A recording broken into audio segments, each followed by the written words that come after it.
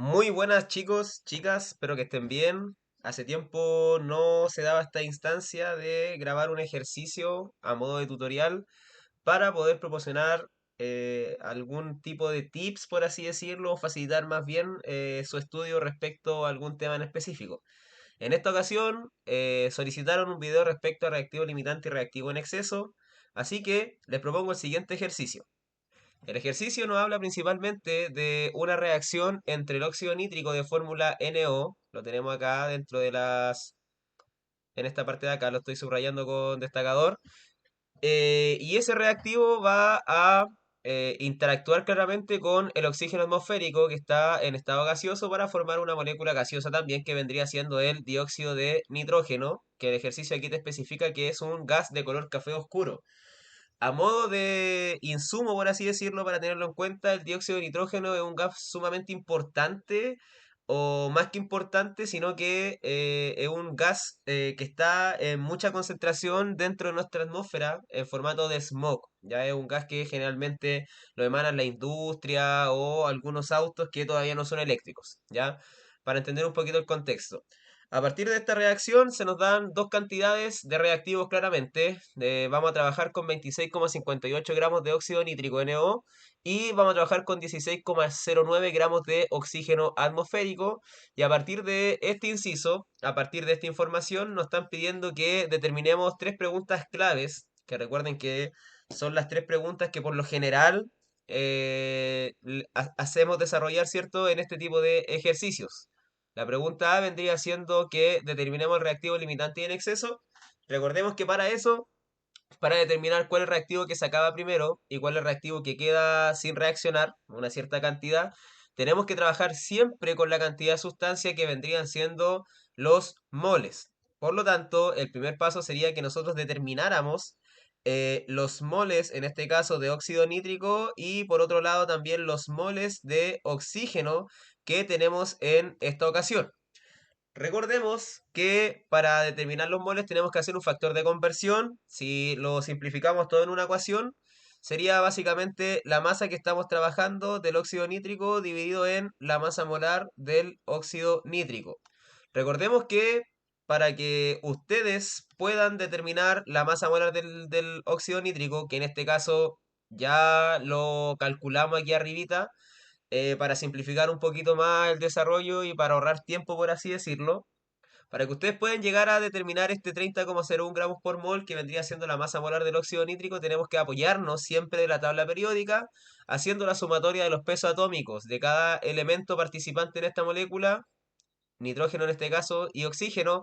Y obviamente tenemos que ver la cantidad de átomos que tenemos de cada elemento para poder calcular de buena manera cuánto pesa un mol, en este caso, de una sustancia particular. Retomando el tema, para poder calcular los moles reactivos, en este caso de óxido nítrico, vamos a tener que hacer la división, ¿cierto?, de la masa real que nosotros estamos manejando, que me la da el ejercicio. Específicamente lo tenemos acá, ese dato, 26,58 gramos de óxido nítrico, NO aquí al ladito, eso me indica que es el dato que yo necesito. Y más arriba ya tenemos la masa molar. Si nosotros hacemos esta división de 26,58 gramos de óxido nítrico, que me lo da el ejercicio, dividido en los 30,01 gramos mol, que es la masa molar del compuesto que voy a trabajar, recordemos que para trabajar esta masa molar me apoyo a la tabla periódica. Si nosotros hacemos esta división, nos da un resultado de 0,88 moles de óxido nítrico. 0,88 moles de óxido nítrico, NO. Este dato lo voy a encerrar en un cuadradito rojo porque es un dato sumamente importante debido a que lo que yo estoy determinando en este primer paso vendría siendo la cantidad de sustancia que yo tengo, que estoy manipulando realmente.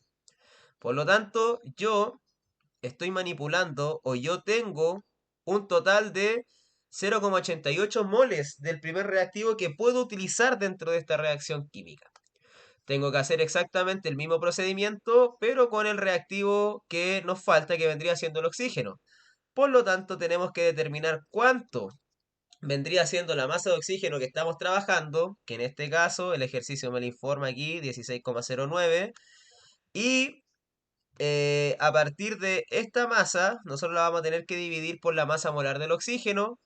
Recordemos que acá tenemos la masa molar del oxígeno y que para determinarla nosotros tenemos que apoyarnos de la tabla periódica. Sería la división entonces entre 16,09 gramos dividido en 31,99 gramos partido en mol. Si nosotros hacemos este factor de conversión, claramente vamos a tener el siguiente resultado, que en realidad, en total, en esos 16,09 gramos de oxígeno, yo voy a estar trabajando con 0,5 moles de oxígeno. Y esto también lo voy a encerrar en un cuadradito aquí para que no los perdamos de vista, porque este dato al final y al cabo es el que me va a determinar quién vendría siendo el limitante y cuál vendría siendo el exceso. Aquí esto es lo que yo tengo. Para que nosotros podamos determinar respectivamente cuál es el reactivo limitante y cuál es el reactivo en exceso en este ejercicio, nosotros vamos a tener que hacer básicamente una comparación entre las cantidades de reactivos que estamos trabajando, igualando lo que es teórico. Recordemos que lo que me da la información teórica dentro de estos ejercicios vendría siendo la ecuación balanceada. Y la ecuación balanceada me la informan en el primer puntito importante del inciso. Entonces, si yo sé que teóricamente reaccionan 2 moles de óxido nítrico por cada 1 mol de oxígeno, 2 moles de óxido nítrico por cada 1 mol de oxígeno, eso es lo que me dice la teoría, lo que debería ocurrir en realidad.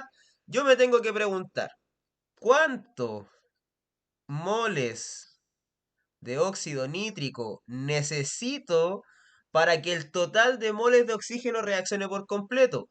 Me pregunto este interrogante debido a que yo estoy buscando aquel componente que se acaba en primer lugar, teniendo en cuenta que la reacción química va a ocurrir hasta que uno de los dos componentes se agote, ¿sí?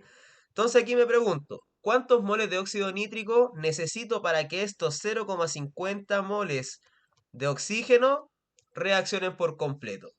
Como es sabido, aquí lo que nosotros tenemos que hacer vendría siendo la famosa proporcionalidad directa, en otras palabras, regla de 3. En simples palabras, yo sé que aquí me voy a escapar un poquito de lo que es el fundamento matemático real, obviamente, y la explicación correcta de la matemática, pero lo vamos a hacer de manera simple. Cuando tenemos estas proporciones que son que hacen referencia a una proporcionalidad directa, siempre se va a formar la famosa regla de 3, la cual me exige que para despejar la incógnita tengo que multiplicar cruzado. En este caso voy a multiplicar 0,50 moles de oxígeno por los 2 moles de óxido nítrico. Y para poder hacer el factor de conversión correcto, lo voy a tener que dividir por el numerito que está más abajito, que vendría siendo 1 mol de oxígeno. Si yo hago este factor de conversión, entonces, para calcular los moles necesarios de óxido nítrico que tengo que tener para que toda la cantidad de oxígeno reaccione, yo debería tener en total 1 mol de óxido nítrico para que todo el oxígeno se me vaya, se me acabe, ¿cierto? Se reaccione por completo. Esto es lo que yo necesito. Totalmente contrario a lo que calculé más arriba, porque eso es lo que yo tengo disponible para utilizar. Y a partir de esta primera pregunta, yo estoy calculando lo que necesito.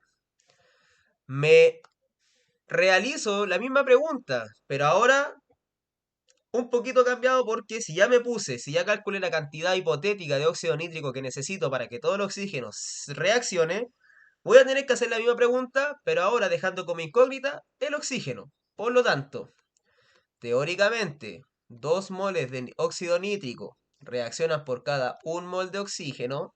Esa es la primera proporción que me la da la ecuación balanceada. Me tengo que preguntar lo mismo. En este caso, ¿cuántos moles de oxígeno debo tener para que estos 0,88 moles de óxido nítrico reaccionen por completo?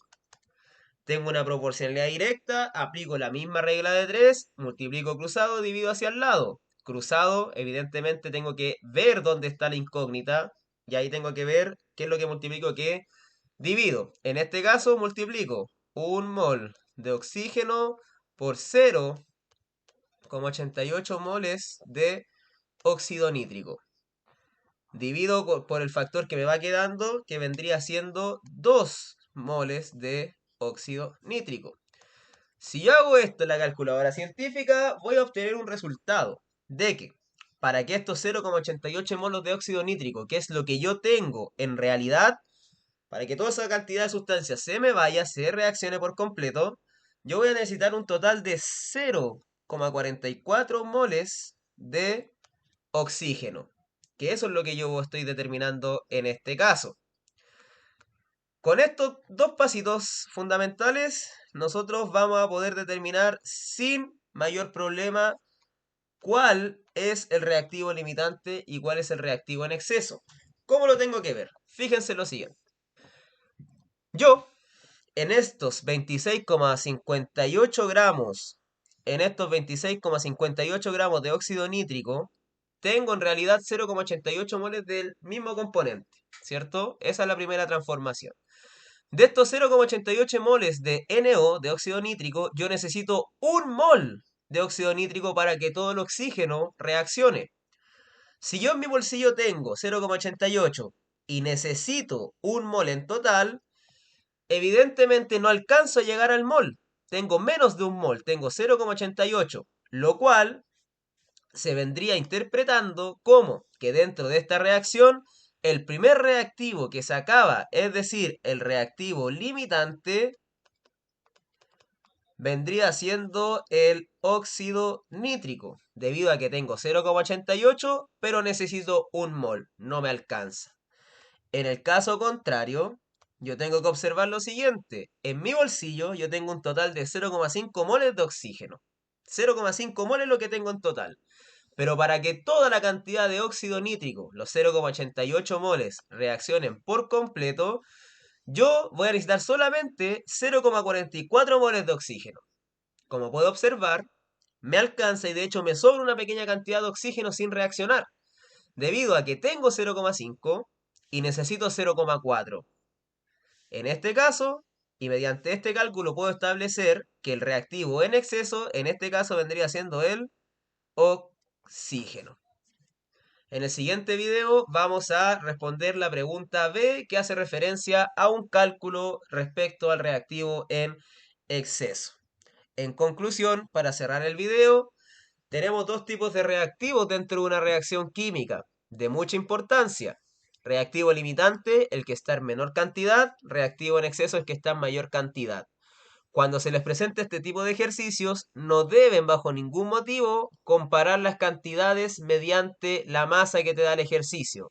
Tenemos que hacer la comparación en función de la cantidad de sustancia, en otras palabras, de los moles que tenemos de cada reactivo, haciendo la comparación hipotética, ¿cierto?, con lo que es teórico, lo que me da la ecuación balanceada, en conjunto con lo que tengo en la realidad, que son los datos que me proporciona el enunciado del ejercicio.